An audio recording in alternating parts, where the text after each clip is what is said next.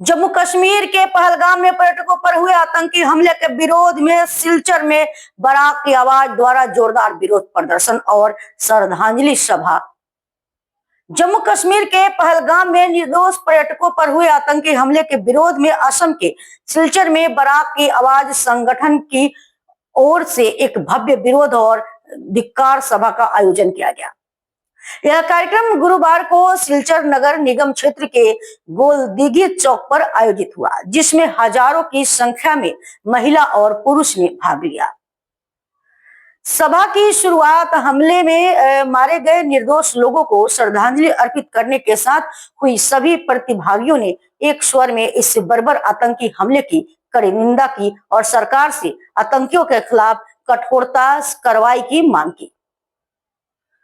प्रदर्शनकारियों ने मीडिया से बातचीत के दौरान कहा कि जिस प्रकार जम्मू कश्मीर के पहलगाम में विशेष रूप से हिंदू पर्यटकों को चिन्हित कर निर्ममता से मारा गया, वह न केवल मानवता पर हमला है बल्कि देश की आंतरिक सुरक्षा के लिए भी गंभीर चेतावनी है।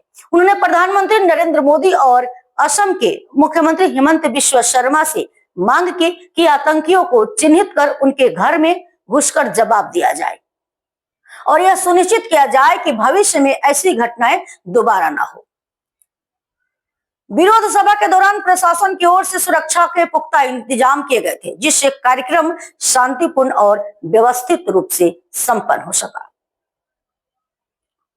बारात की आवाज ने यह संदेश दिया कि देश की अखंडता और नागरिकों की सुरक्षा के लिए हर स्तर पर जागरूकता और एकजुटता बेहद जरूरी है। সাংবাদিক বন্ধুরা, কেন আজকে আমাদেরকে এখানে এসে দাঁড়াতে হলো এটা ইতিমধ্যে সমস্ত বিশ্ব জেনে গিয়েছে। জঘন্যতম ঘটনা ঘটেছে গত পরশুদিন। হ্যাঁ, এটা নতুন কিছু নয়, নতুন ঘটনা নয়। তবে আমরা আশা করেছিলাম যে কাশ্মীর হয়তো শান্ত হয়ে গিয়েছে, কিন্তু ওরা রক্তবীজের দল। রক্তবীজদেরকে কিভাবে বিনাশ করতে হয় মা ভগবতী, মা কালী সেটা দেখিয়ে দিয়েছিলেন। ঘটনা হলো, দেখুন, প্রায় 1000 বছর থেকে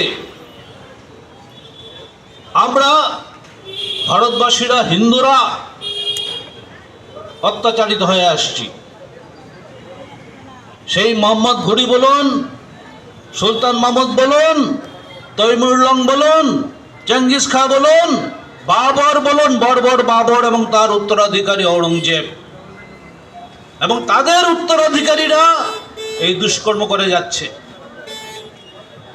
সমস্ত বিশ্ব জুড়ে, শুধু আমাদের এখানে নয়। আমরা সবাই জানি ভারতবর্ষের কিছু বিটলে বুদ্ধিজীবী, সকল কি বলে ইন্টেলেকচুয়ালস, এবং তারা ধর্মনিরপেক্ষ কিছু রাজনৈতিক দলও আছে, সংগঠনও আছে। তারা বলে যে জিহাদিদের কোনো ধর্ম হয় না। ভারতবর্ষের বিভিন্ন প্রদেশ থেকে গিয়েছিলাম পহেলগাঁও। পহেলগাঁও, তুমি এত সুন্দর, এত অতুলনীয়, তুমি তোমার রূপে বিশ্ববাসী মুগ্ধ। আমরা এসেছিলাম সেদিন তোমার কাছে, অভূতপূর্ব সৌন্দর্য যখন দেখছিলাম, কারা কালো মুখোশধারী এসে বলল, কে তোমরা, কোথা থেকে এসেছো, কি তোমাদের পরিচয়, কি তোমাদের নাম? তোমরা হিন্দু?